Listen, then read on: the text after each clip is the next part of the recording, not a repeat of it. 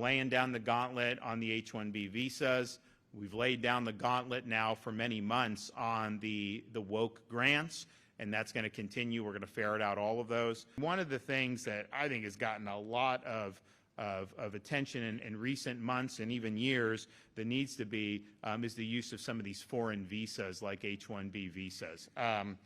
This is supposed to be, oh, this is, you know, when people pitch this, say, oh, it's like specialized knowledge. We've got to bring all these people who just, you know, Americans aren't willing to do it, or they don't have the, we got to do this. And that's the narrative, right?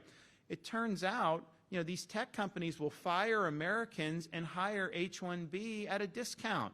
And they're basically indentured servants because they go in and they're almost all from one country.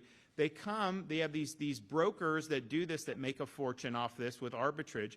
They bring them in, and then they're indentured to the company. So the company can basically pay them low, and they say, no, they got to do this.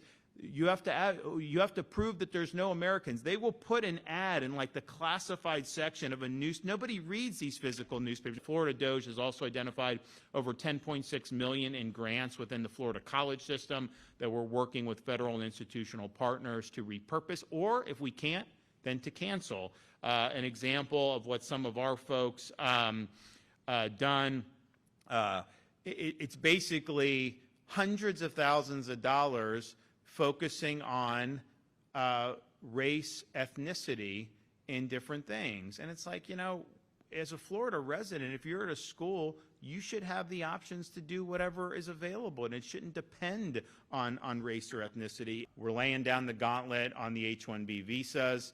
We've laid down the gauntlet now for many months on the woke grants, and that's going to continue. We're going to ferret out all of those.